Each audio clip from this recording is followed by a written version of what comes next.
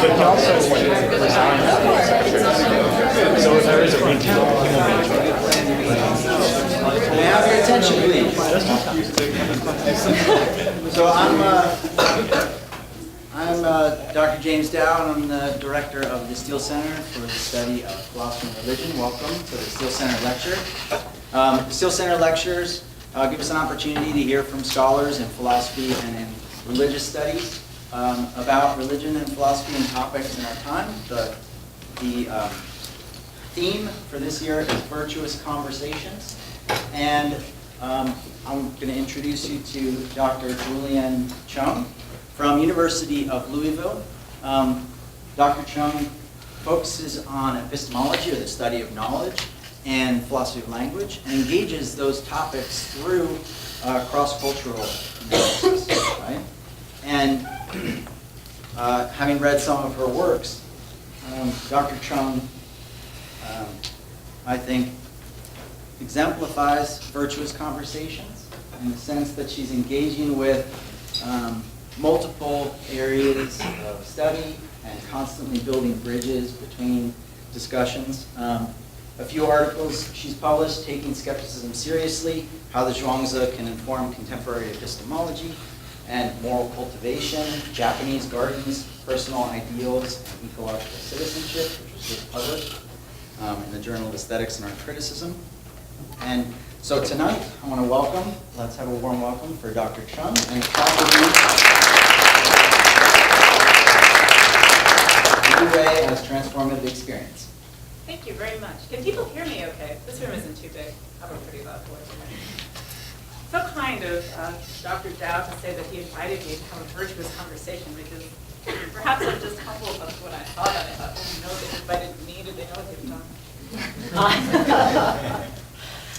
Yes, like you said, today I'll be talking about, I guess, an idea that I'm characterizing as follows. So I've got this idea of Wu-wei, first of all, to discuss with you.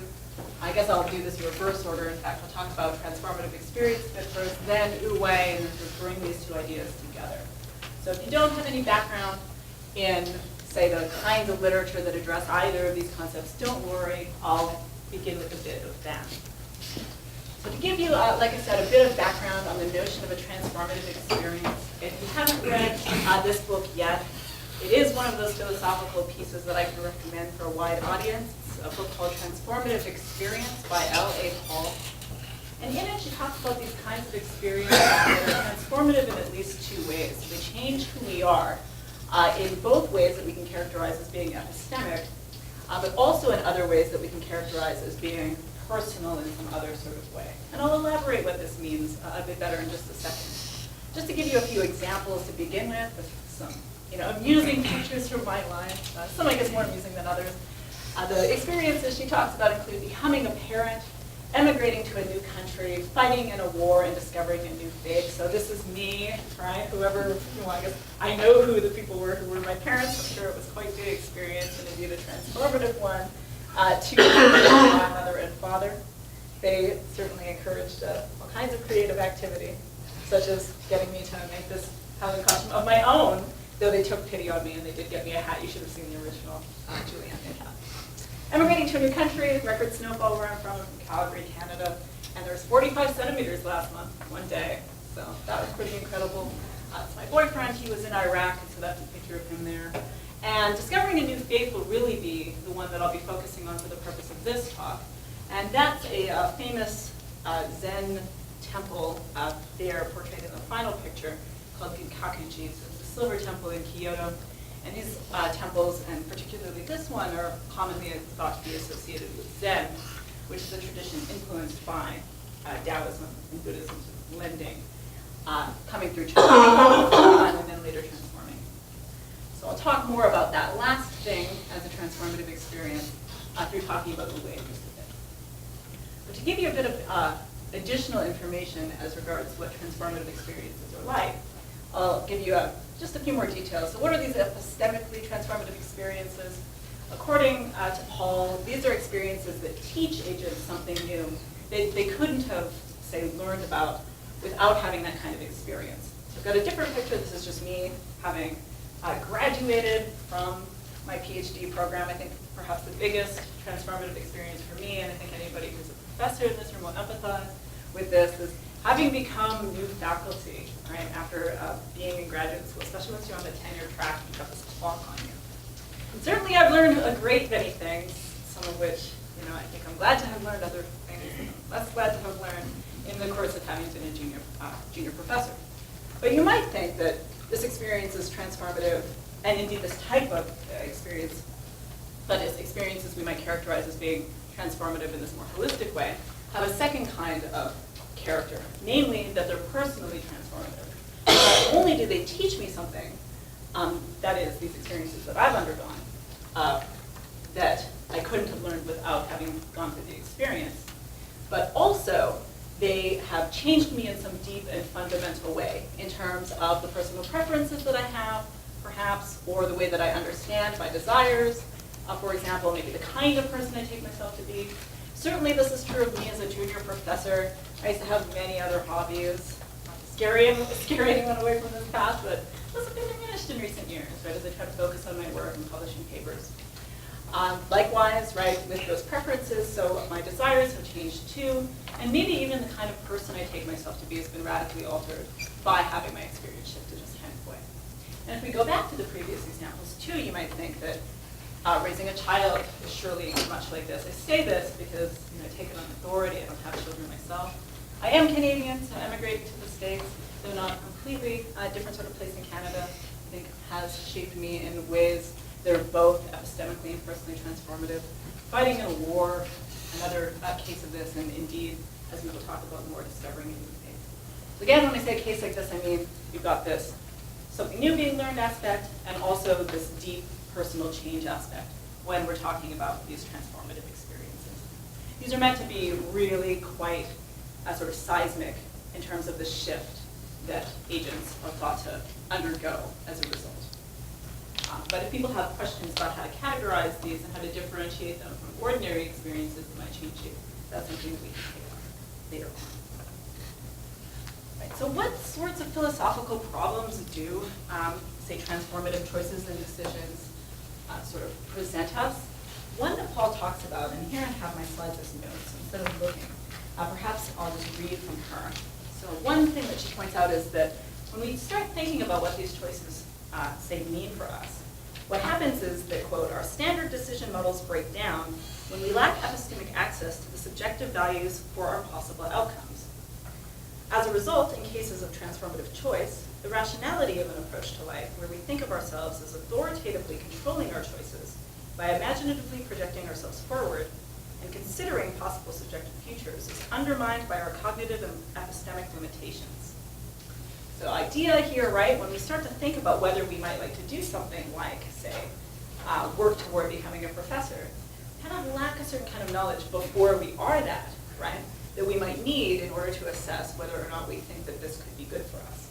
And indeed, this problem is compounded by the fact that not only do we not really know, for example, what it's like to be a professor, but once you are a professor, you'll become very different from the way you are now, right, which will in turn further shape the way that you can assess whether or not you think that this experience will be worth sort of undergoing for you. So not only will you learn something new, but what you care about will change, right, in the cases of these experiences that we're meant to consider undergoing.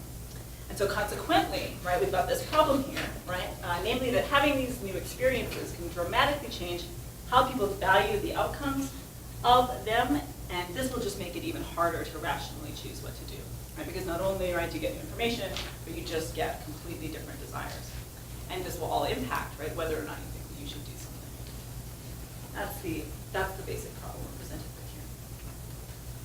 Now, I think thinking through different kinds of transformative choices as they present themselves in, say, other kinds of literatures, in this case, say, classical Chinese discussions, can shed light on how we understand these choices in our own lives. And so that's what I'll start to talk about a bit now. So we're shifting background now to talk a bit more about Wu-wei. And Wu-wei is a concept that's received quite a lot of attention in connection with the discussion of a text called the Zhuangzi. So for the uninitiated, this is widely considered to be a Taoist text, or at least a central text in classical philosophical Taoism, the other one being the Tao Te Ching, or the Lao Tzu, sorry. And many times people will that is, scholars of the Zhuangzi argue that there's possibly a corresponding person that we can call Zhuangzi that is thought to have authored at least a good portion of this text. So in what follows, I'll use the term the Zhuangzi and the name Zhuangzi interchangeably for the purposes of our discussion. Just a note there. And one thing that's interesting about this text that scholars have noticed is that this character, Zhuangzi, uses skeptical arguments, to call into question conventional ways of thinking and acting, just with the aim of encouraging his readers to consider alternative approaches to thought and action. What are these alternative approaches supposed to be like that are inspired by skeptical arguments? They're often thought to have at least 4 features. So the ones that I've listed here for us to consider include spontaneity, flexibility, creativity, and playfulness, as opposed to different sorts of ways that one could be, including, say, relying in this excessively rigid way on self-serving plans, characterizations of prior experiences, and on fixed preconceptions. So what's going on in this text, at least one thing, right, is that we get all of these arguments that are kind of meant to undercut what the author seems to take to be our common ways of thinking and acting. And the goal here seems to be, at least in part, to open us up to different sorts of ways of responding to the world. Ones that will be more in keeping with the way the situation really is, right? So this kind of corresponds to spontaneity and flexibility, and creativity and playfulness will help enable us to respond to the world in that way, is the rough idea here. So break us of common ways of thinking, that's where the skepticism comes in, and then open us up to different ways of acting that are like this, right, rather than this, is at least part of what this text is doing. Now, how is this connected with Lori Paul's work that I've just very briefly outlined for you on transformative experience? A few things that struck me when thinking through this was, first of all, that Zhuangzi would, I think, be likely inclined to agree, along with Paul, that a life well lived plausibly involves some kind of epistemic humility, right? An openness to learning about new things, this epistemic transformation, and even to personal transformation that might enable new kinds of learning, new kinds of interacting with the world.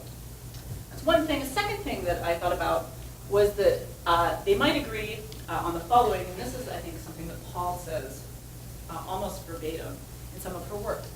Namely, that life is more about discovery, perhaps, and coming to terms with who we've made ourselves into by our choices, than about carefully enacting some sort of plan for self-realization, which I think flies in the face of a lot of common ways of thinking about how we should see ourselves, as agents in the world and what we should do. And I'd be interested to see what people think about this later. I think I've become convinced, just anecdotally, that this is an attractive way of seeing myself, but I do understand that prior to engaging this literature, I don't think that it was. And I think I have something of a note later on, such that I think that engaging these texts has indeed been a transformative experience for me, and I'm curious as to whether other people have found text to be similar for them. So as a result of this, right, I thought to myself, well, maybe these discussions, right, about how to interpret the Zhuangzi and how to understand and apply the notion of a transformative experience can be the kinds of things that are mutually informative. And so in what follows, I will try to at least sketch a way in which I think that this can be demonstrated. Because after all, this is another thing too, I don't know how many people, this is going to be one of those show of hands things, and how many people have read parts of the Zhuangzi or know a little bit about the text? So a few people do. All right, so the picture that I've got here, this is a really, I feel bad about this because as much as academics talk about not plagiarizing and things like this, it's really hard to cite a picture from the internet. And in this case, I didn't even try, but I got this picture from the internet. What if I could have drawn something like this? But the Zhuangzi is full of these stories of transformative experiences, right? Some of which are quite drastic. So he's got a dream, right? This is one of the more famous parts of the Zhuangzi, such that he thinks he's dreaming about a butterfly, but later questions whether he's actually some sort of butterfly dreaming of a man. Noting after this sort of thought experiment, if you will, that this is what is called a transformation of things, right? Perhaps more famously, the text just begins with a gigantic sort of a transformation, if you will, namely of the coon fish into the pung bird, right? The world's biggest fish named minnow transforms into this otherworldly bird called the pure phoenix, roughly in translation.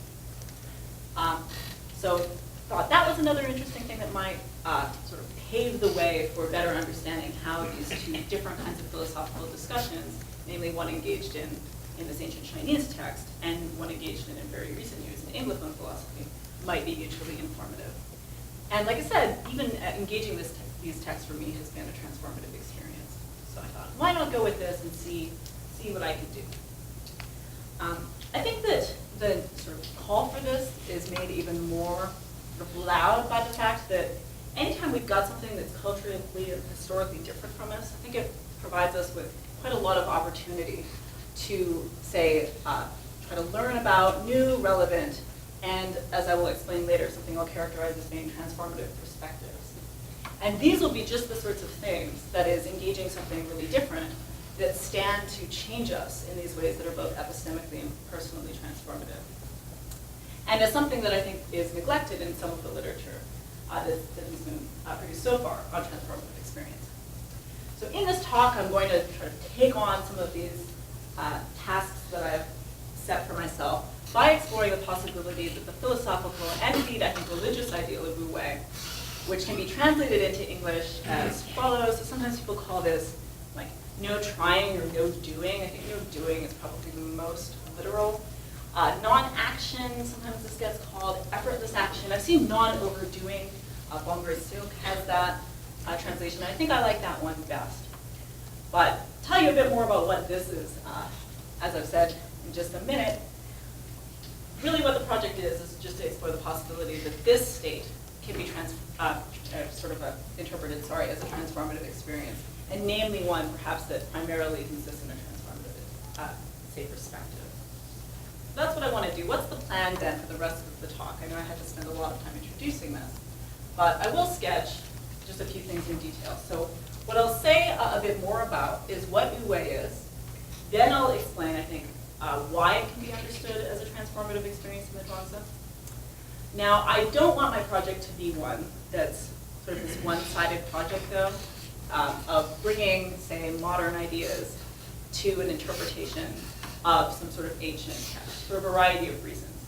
Not least of all, because I think that one of the aims that I have in my research, in particular, is to sort of affect multidimensional, multicultural conversation.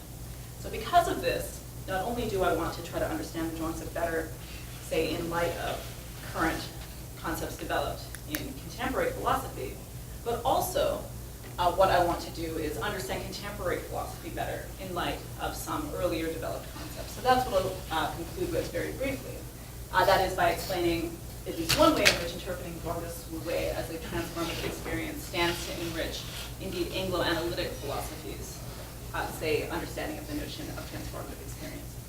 So in other words, I want to say that, say, something like this holds. Just as we can use contemporary discussions to better inform our understanding of ancient texts, so can we use ancient texts to understand, say, contemporary discussions a bit better. That's the goal here. And in so doing this, of course, I hope to provide further evidence for the viability and productivity of what I'll call genuinely multicultural philosophy. That's the thing I want to say, not the messed up thing. And this is just the kind of philosophy that would have it that various kinds of specialists can inform each other's work. All right, well, with that, I won't say too much more about methodological stuff, though I could talk about that a lot more. Instead, I'll tell you a bit about how I'm interpreting Wu-wei. And here I'm just following some of Ted Slingerland's work on the matter. Talking about Wu-wei as it refers to some sort of ideal state. And one way of provisionally characterizing this ideal state is to say that it's something like a standing disposition to act in a manner that's uniquely and appropriately responsive to any sort of situation that might be at hand. So to this extent, right, what might you think that means? It means that you'll act in a spontaneous way, right? You won't bring any sort of, say, self-serving plan or characterization of prior experience or fixed preconception to the table unless it fits, right? So in other words, you won't force it on the situation, hence why sometimes people characterize this as like no overdoing, right? You'll still bring your past to any situation that you'll interact with, but you won't force it upon the situation. Let's see. Likewise, right, you might think that insofar as this is some kind of ideal, it can fruitfully be characterized as one that's not just philosophical, because it's not aiming at just helping you to understand and interact better with the world, but in fact it could be religious too, and this is what Slingerland says about it, because it seems to be a certain kind of soteriological role, namely because it aims at situating an agent in a productive relationship with something taken to be far greater, which is really the entire world around the agent, at least if we're looking at this from the perspective of a text like the Zhuangzi. So if that's what it takes to have a religious ideal, to have this be sort of a guiding feature of one's life, such that it's meant to somehow better, say, orient you with respect to, say, the entire world as it sort of pertains to you, if you will, that to this extent it might be similar, if not identical with, something that people might characterize as discovering a new faith. Especially because it's not clear that this entire activity will be one that involves reasoning. I mean, you might use reasoning to get to the point where you'll want to affect this disposition in yourself. But to really do it, you might have to go through a number of rituals, you might have to participate in a number of, say, community events, things that people might characterize as being somehow, say, more religious than philosophical to that extent. And that's something we can talk about more. But going on from here, it's not too important how we categorize Wu-wei for now. I think more important is just kind of giving a better sense of what it means to be Wu-wei. I'm not sure if anybody recognizes the singer. This is one of my mother's favorite singers. His name is Malo. I was going to put Dwight Yoakam up because that is another one of my mother's favorite singers. But then I thought there'd be some disagreement about whether Dwight Yoakam is like a Wu-wei singer. But I thought, well, Malo, if you don't know the band The Mavericks, he's, I think, much closer to something that wouldn't be, say, a controversial candidate for somebody who sings in a certain sort of way. Now, my example is that of giving a good presentation. I only think I'm doing so-so right now. I don't think my presentation is totally Wu-wei, but let's say it was, right? What would giving a good presentation be like if it was really, really good? I think from my perspective, a few things are going on. So when I'm giving my best sorts of presentations, or maybe even having stretches where I think that I am, I'm not engaging in some activity that's just this mindless type of activity where I don't really know what I'm doing, just following my physiology, acting in an unconscious way, or in a way that's automatic. I mean, I think I'm deliberating and making choices as I'm going along here. So in a sense, right, these kinds of activities are indeed activities that we wouldn't want to say are, say, effortless or easy. They're not. But I think in a different and equally interesting sense, when I am engaged in a manner of presenting that I think is closer to being something that I can characterize as being Wu-wei, there is a kind of effortless and ease about it, right? I do have to concentrate quite a lot when I'm doing it, but when I'm fully immersed in the task, it does feel a bit more like, and this is an analogy sometimes people use to illustrate what Wu-wei would be like conceived as an ideal state, what, say, a good dancer does when they dance to a song well, for example, or when a good singer sings a song well. What's going on there is that something is being done skillfully and with enjoyment. When, say, a lack of worry or being nervous, say, about performance is present. I said a lack is present, but see, this is a little less than Wu-wei. Other things that happen, right, when we're in these sorts of states include maybe not being worried about whether we're being judged, but really we're just, like I said, immersed in the activity and doing it well for its own sake. Now you might think, all right, this is kind of getting us toward a point where we can kind of understand what Wu-wei conceived as an ideal state would be like. Because really we can just think about this state being the sort of thing that we can be in all the time. And perhaps to the extent that certain early Chinese thinkers were concerned with inculcating or encouraging people to try to be this way, this is what they were after. Not becoming unconscious beings or anything like that, but rather having this sort of immersion in life all the time. To that extent, sort of enacting this kind of virtuoso living is another way that people can put this point. Now this brings us to a worry of a certain kind, right? Namely that I just sort of tried to characterize Wu-wei in such a manner so as to draw on experiences that I took to be, sure my own, but ones that people would identify with. And so you might think, how could this be a transformative experience? I mean, weren't those supposed to be the kinds of experiences that are both epistemically and personally transformative, right? Such that I learned something that I could not have learned before having gone through the experience, and something that would change me in some deep and fundamental way. If that's true, right, if I've already behaved in a manner that can be characterized as Wu-wei, then it doesn't seem as if even if there's some sort of personal transformation to be affected, if I act like this all the time, then I'm going to get an epistemic, say, transformation. And I think one thing to note when we're thinking like this is that it is indeed compatible, or at least so it would seem at first pass, with an experience of being, say, epistemically transformative, that one has had glimpses of what it's like to have that experience. So I might act like Wu-wei for, a few seconds to, in some cases, a few minutes at a time. But it's not as if I come close to doing this all of the time. Any more than, say, my babysitting somebody's children brings me, all the way to having the kinds of knowledge that parents have once they have their own. People often say this. I mean, I tell people all the time, I've always wanted to never be a mother. Right. That's me. And people often say, well, now that I'm 34, sometimes they say, all right, or if they know me really well. But if they don't, sometimes they'll say, well, it's different when they're yours. Right? And maybe there's something to that. Maybe I would completely change if I became a mother. Nonetheless, right, we might take this to be the sort of thing that's a transformative experience, even if I've had some interaction with children. Likewise for the other examples, right, we could have visited another country before, but moving to Japan would be very different from just visiting for a few weeks, right, even if I've had glimpses of what it's like to live there. I've certainly been in physical fights with people, but nothing close to, say, being in an actual war, right, and, trying on new faiths for size is one thing, but really committing to them is another. So that's one point that I wanted to bring up just in connection with this kind of worry. But I think that I can even better address to this sort of objection, at hand, that is the one that is at hand, by turning my attention to something else. Namely, to explaining just more precisely why I think that Zhuangzi Wu-wei in particular is both an epistemically and personally transformative experience. And that's something I haven't really said much about. Now, to do this, I think 4 things are worth repeating. I think I've said quite a lot about them already, so I won't spend too much time. The first is just that these epistemically transformative experiences teach us something new. The second is that personally transformative experiences change us in some deep and personal way.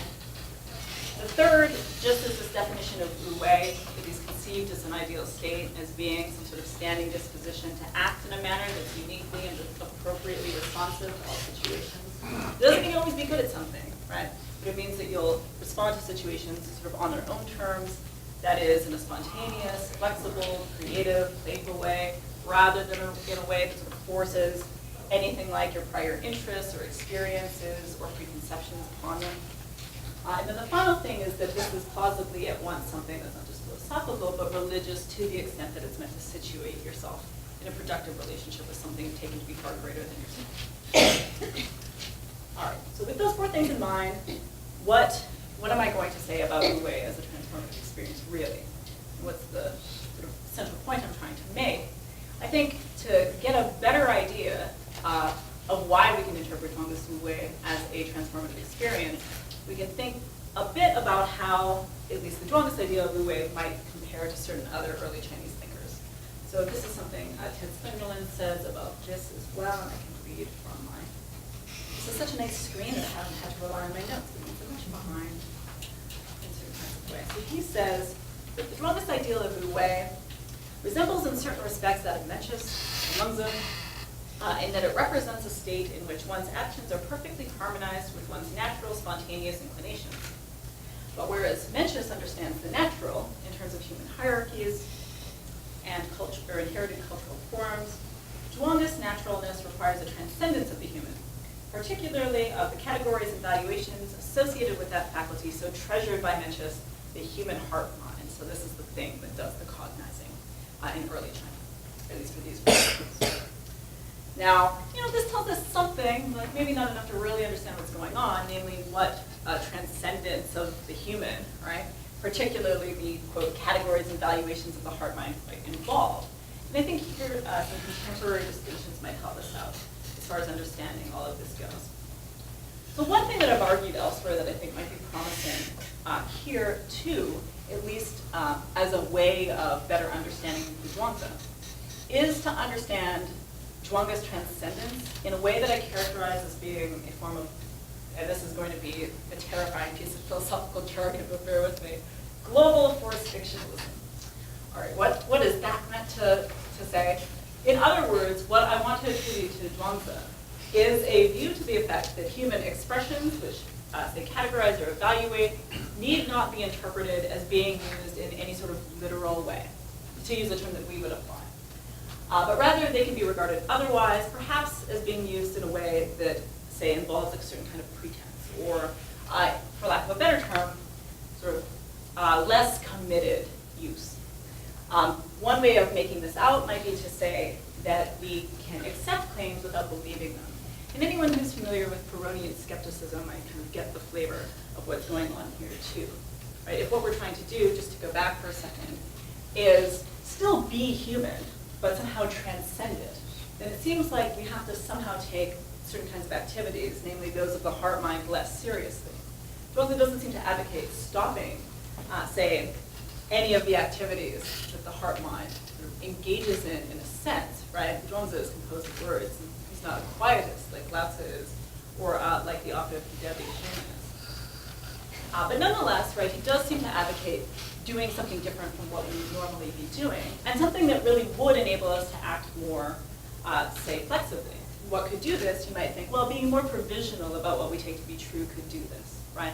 And so this is what I mean to say when I say that perhaps Zhuangzi would have us accept claims in this provisional way, rather than believe them in any sort of full-blooded way. The commitment is much less, right, which will enable us to be more flexible. So if we take it as given, right, that Zhuangzi, I mean, I could argue for this, but this is something many commentators point out, regardless of whether they want to call Zhuangzi a fictionalist or not, that what Zhuangzi wants to do is somehow reject, to some extent, human categorizations and evaluations. And I say to some extent, right, because it's the case that the text continues to seem to make them, at least. Then what's going on here, right? We might think that what he's trying to do is advocate that his audience adopt a certain kind of perspective rather than assent to any thesis. If it was assent to a thesis, right, he'd be engaging in just the sort of activity that the text appears to criticize with respect to, say, the Confucians and the mohists. But what he's trying to do is sort of promote a certain way of thinking rather than a particular thought, right? We can interpret him as conveying that. That is a fictionalist perspective rather than a claim. So when I say a fictionalist view, that's what I mean to say there. And view in English is kind of ambiguous between, I think, these two possibilities. We can talk about views as perspectives or views as claims. And I want to here attribute, say, Zhuangzi as arguing for a fictionalist perspective, if you will. Arguing is even a little bit awkward there, especially given the nature of the text. It might be, say, motivating would be a better term. And I think this fits well, right, with commentators like Graham's observations, right, that we can translate the Zhuangzi as sort of encouraging us to find, quote, lodging places in the usual, rather than, say, deeming things to be true. So I think this fits, that is, lodging places in the usual with this notion of acceptance quite well. Deeming fits quite well with this notion of belief.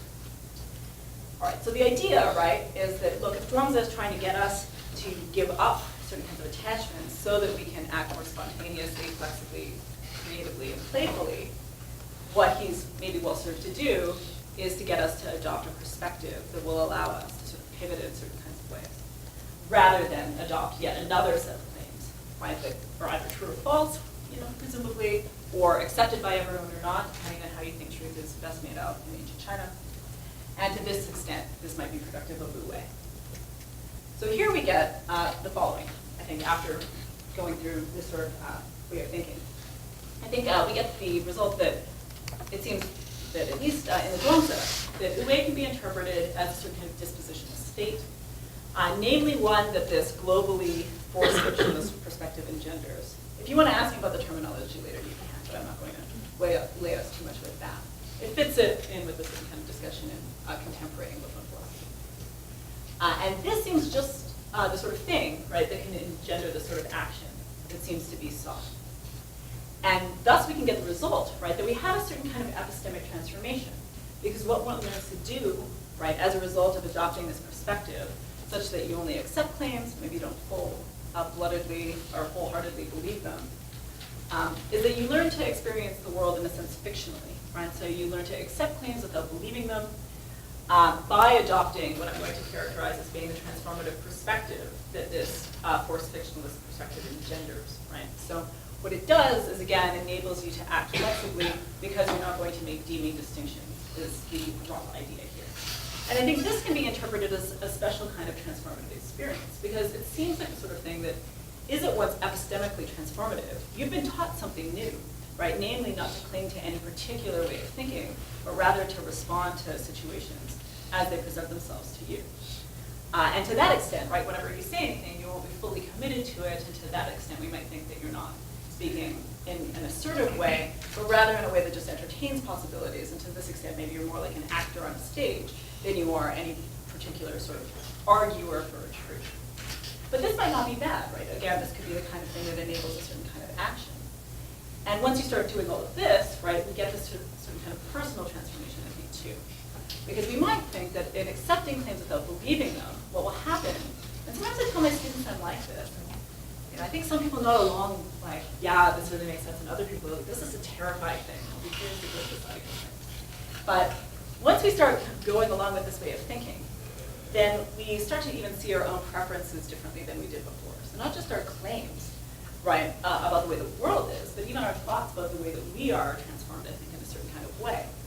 Because if, right, we stop making distinctions that deem, right, that is, we try to give up believing that things are true and instead accepting, and this is, again, to make a comparison that people might be familiar with, like to the Peronians, accepting things just sort of strike us a certain way. Then you might think that once we start thinking about what our preferences are, we come simply to entertain them rather than to literally want to desire them. And I think this happens to me often, even as a junior professor with, limited interactions with the outside world at this point. I mean, sometimes I think I want my paper in a certain kind of journal. I'll send it there. I know it could get rejected. Sometimes it does. And sometimes it gets into a better journal later. Or I'm glad it got rejected because actually it made some really good changes that wouldn't it have been embarrassing if that prior paper got out. Right? There's always a way, it seems, for me to kind of see what's come my way as being something that, because it engendered something else, that I, turned out to think, at least seemed fine.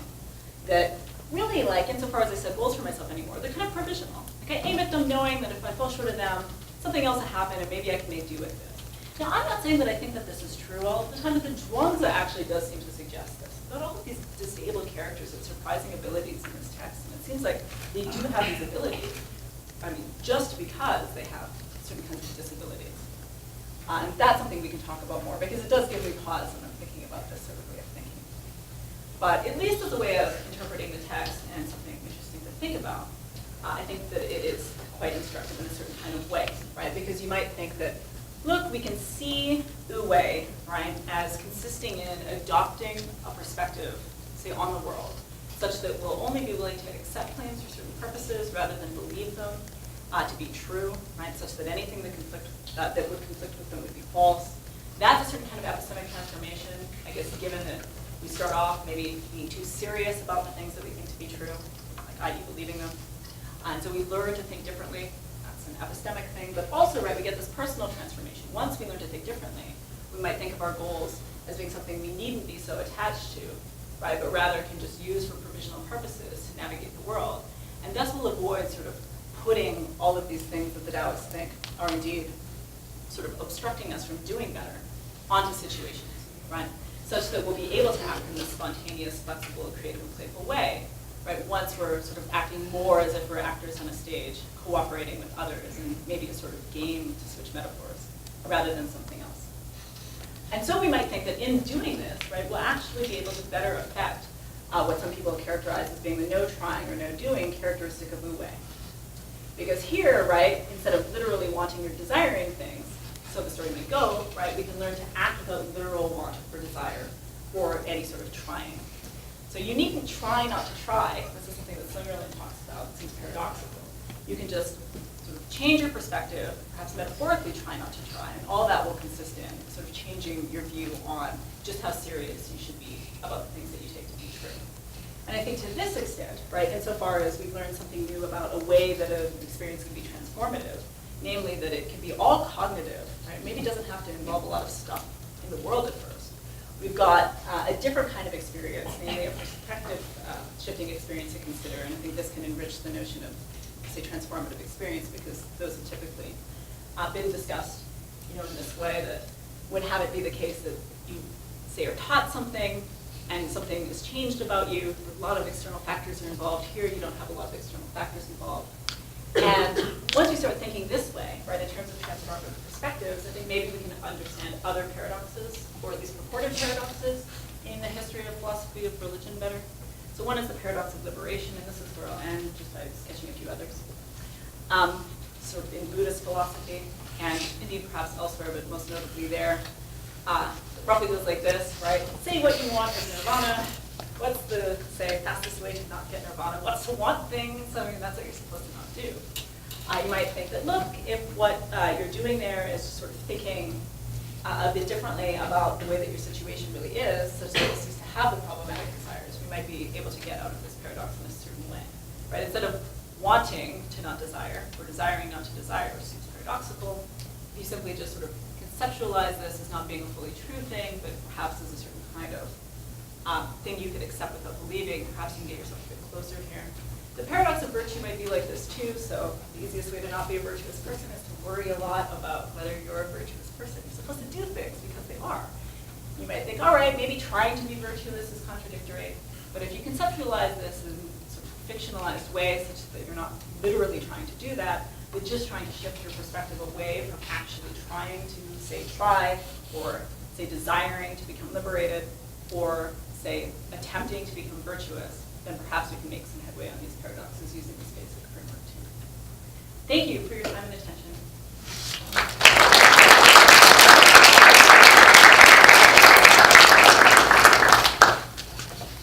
So we have about 20 minutes for questions for Dr. Chung.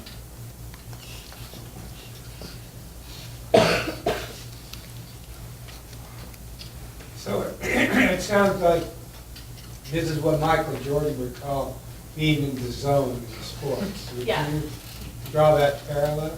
I think that that seems reasonable, and I think it works really well.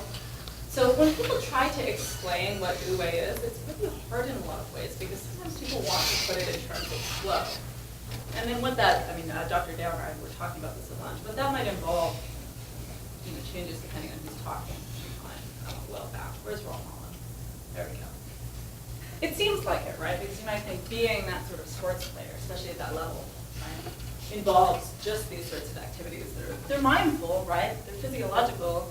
They're certainly conscious, right? They're not automatic, and yet they seem to exemplify a certain kind of virtuosity. So you might think that in those sorts of moments, right, these sports stars are Wu-wei. What Dow is trying to do, get us to be like the Michael Jordan of life, right? I mean, I don't think that that would be, you know, it's anachronistic, sure, but I don't think it's against the spirit of at least some strand of the text. But then the question is, how the heck do we do that with everything in life? And I guess the proposal that I'm taking the Zhuangzi to make is to not take anything, least of all our own valuations, you know, about the way things are seriously. It might enable us to be more responsive to others. And that this really would constitute a change from how we actually do things.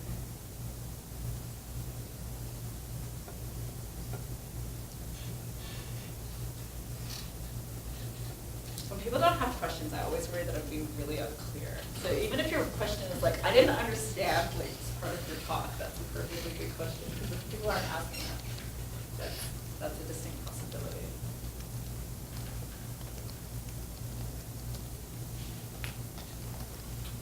Nobody else. Yeah.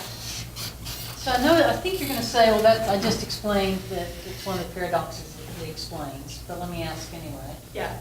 So it does seem to me that you still have to have a fundamental commitment to the way itself, and it therefore is a kind of, and that if you don't have that, then you don't pull off this accepting without believing, and so you are still have a pretty strong fundamental commitment in there somewhere. I think that that's true, and it's sort of an interesting struggle. So I think I can perhaps, but I do wonder about this myself, right? Make out this commitment in terms of a disposition rather than a belief. So it's something that I'm driven to do, but not something that relies on any particular valuation. Only to the extent that, so here's why I don't think that. Although it makes it even harder to explicate what's going on here. I think that just like the really good Peronian skeptic should be skeptical about their own skepticism, somebody who's really Wu-wei should be, to some extent or in some sense, skeptical about their own sort of drive to Wu-wei. Such that sometimes, right, the better thing to do really is to not be flexible but appear rigid, or even be rigid for a moment. And so you end up in this, maybe there's still some paradox at bottom that isn't addressable. Namely, just this one concerning what it takes to be committed to not having a commitment, right? Because if you're really like that, I think that some ways you should act in ways that cut against, say, being super committed to always being Wu-wei. But weirdly, I wonder whether that is like the most Wu-wei thing you can do. It's kind of like when I'm giving a talk and I make a mistake and I laugh at it and it becomes part of the talk. It can be a really good moment in a talk. Whereas delivering just a seamless talk can sometimes just be really very boring. And then you might think to that extent not appropriately responsive to the situation. So I guess I'm just, I wish I could think of a better metaphor than this one, but I never liked it. I guess I'm just riffing on what you're saying. I was going to say spitballing, but I always get that kind of cringe when I think of spitball. But I think that you're right to worry that there will still be some sort of remaining paradox, but it's just sort of moved to a different point in the sort of theoretical parsing of what's going on.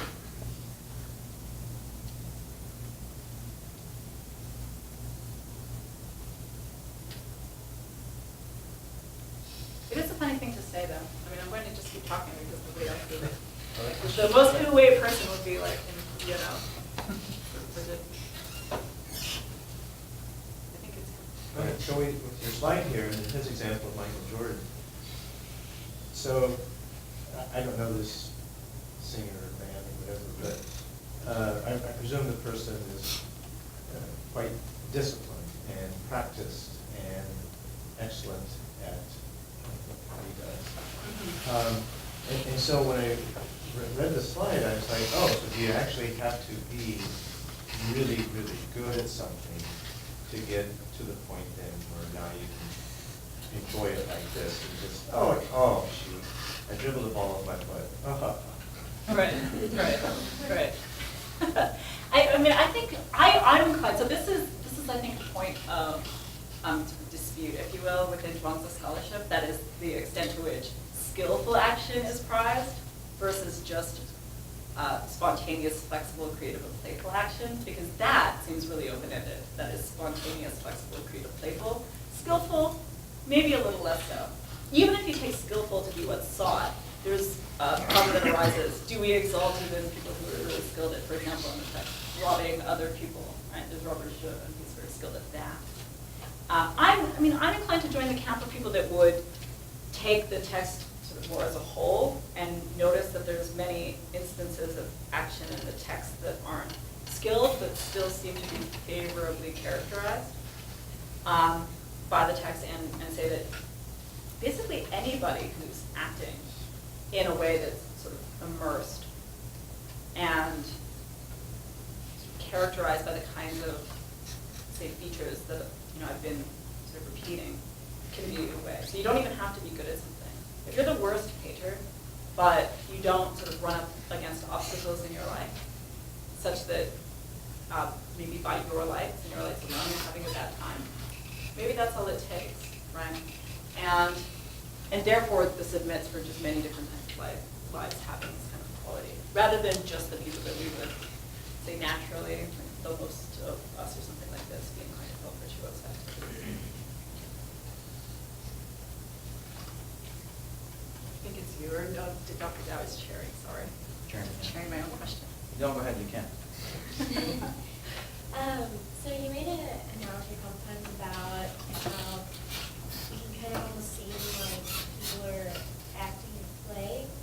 Can you explain that a little more? Because like people are acting like in a play, isn't that almost like they're being structured and like being a certain way of just having like a mask? Would that undermine what Wu-wei is? Or?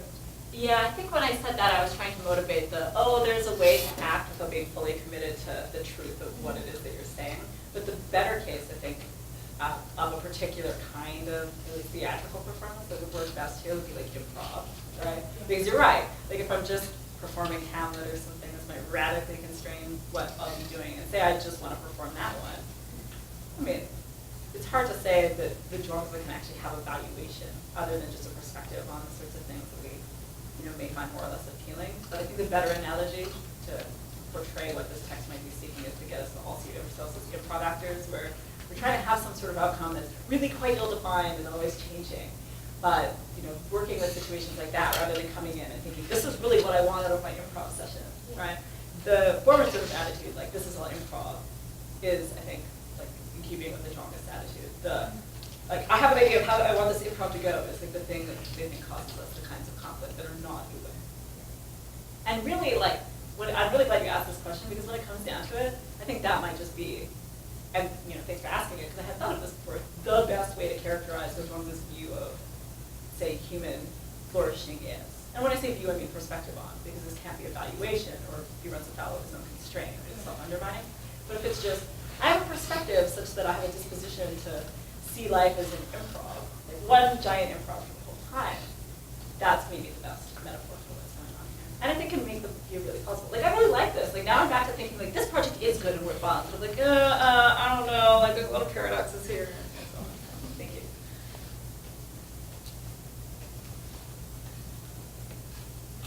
Earlier you showed a photo of Kyoto.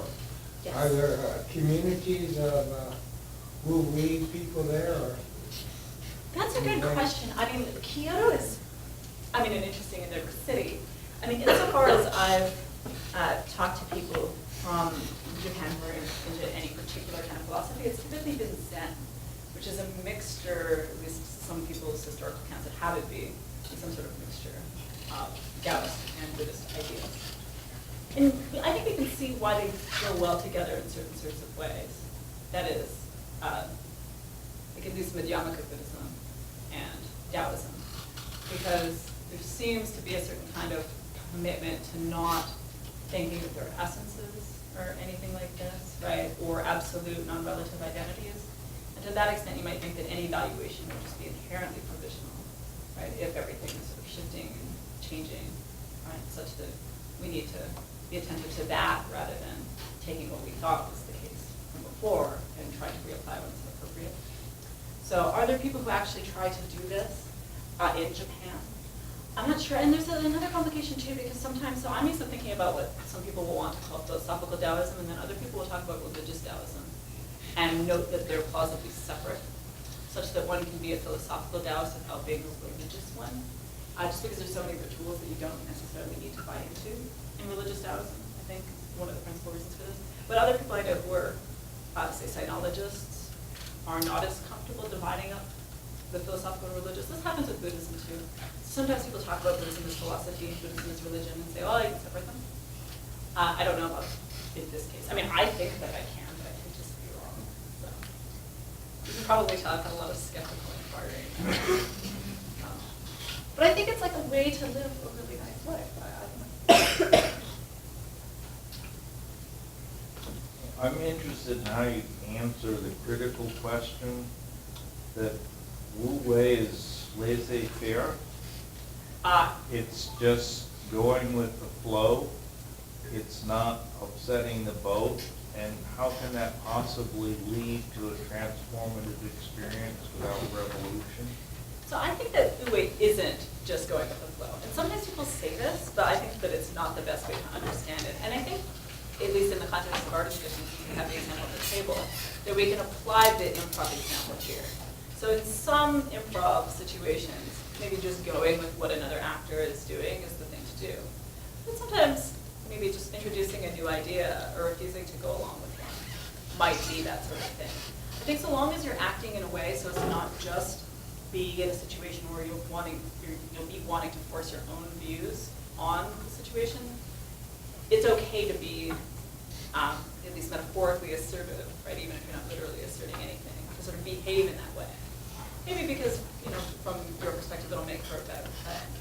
And to sort of try to work with others the best you can to achieve this.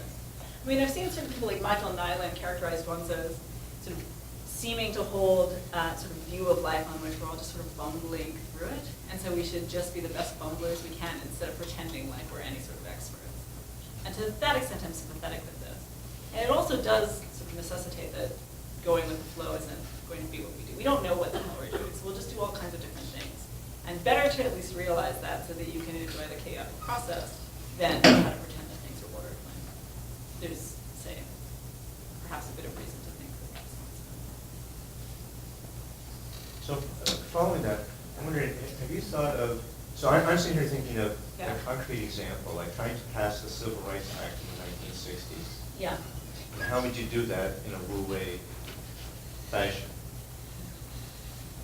I mean, I even think about writing popular articles on Zhuangzi now and like what to do about things like political polarization or like fascist creep or something like this. And I mean, of course, the idea that we're bumbling through life and don't really know will preclude me from giving anything like a definitive answer.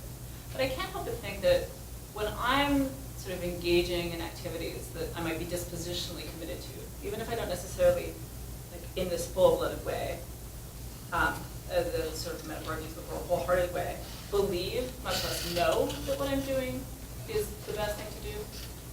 If I act like I really am in some sort of, I mean, I hate to say it, like, just fictional situation. Say this is, you know, something that I think is going to be a good thing. What should I do? I mean, I think the sort of comparison with the Floronians is instructive here. Right? So sexist empiricists would say something like, you don't know what you're doing ever. Who knows? Like any activity that you could sort of participate in could have an effect that you didn't foresee, that would have been maybe much worse, or it might not work out the way that you had reason to think that it would. But insofar as you just sort of go with the way that things appear to you, this is really the best that you can do. And I think those who are, Wu-wei might act very similarly when it comes to these sorts of situations. So personally, right, I mean, I care a great deal about certain political issues, but I also try to, you know, sort of experiment with the ideas I argue for philosophically as well. And I guess a way of interacting with, I'm Canadian, especially with American politics, is for me to just sort of focus on the situation and just sort of spread my attention across it, and then act on the basis of the way things seem to me, knowing, right, that perhaps I should change my mind once I'm presented with something, you know, that I haven't yet learned about. Such that the difference, right, I think there versus like when I used to take things more seriously in a certain kind of way is that I used to have a lot more anxiety before, and I think that prevented me from acting well, right? Like I used to, like I watched the election this year at the beginning and at the end, and not in the middle, because I've just learned about myself that if I watch that middle part, I get kind of seduced by the way the news is presented. And, you know, I end up giving money to causes instead of just like fretting and talking to my friends. Now, I'm not saying that's a path everybody should take, but I think to answer your question, and I know I've been sort of just working through this on the fly in a more direct way, I would say that the Wu-wei political actor will focus on the action, right, and what they take to be the result they want to achieve, and be more willing to change it because they won't be as committed to any particular thing. It's not to say that they'll be laissez-faire and easy to change, say, course. It just really depends on what's going on. Whereas the non-Wu-wei actor will be more inclined to be anxious because they'll be more tied to a particular sort of vision and thus less accommodating when perhaps they're running up against certain kinds of obstacles. I mean, the Wu-wei person won't change course, right, just whenever there's an obstacle any more than a basketball player will see someone in his way and just like throw the ball over his shoulder and go. But at the same time, it's really very hard to describe what will happen. It's an appropriateness that I think that's being sought here, and I think that's one that's really elusive. And I think it fits really well with characterizing this as a religious ideal, too, because it seems almost impossible to achieve. Right? Like, if you could do this, I mean, that would be amazing, right? But how does anybody know, you know, even in this non-propositional sort of body way to stop them? I'm not sure. But I sure know that I've answered this question for long enough, so.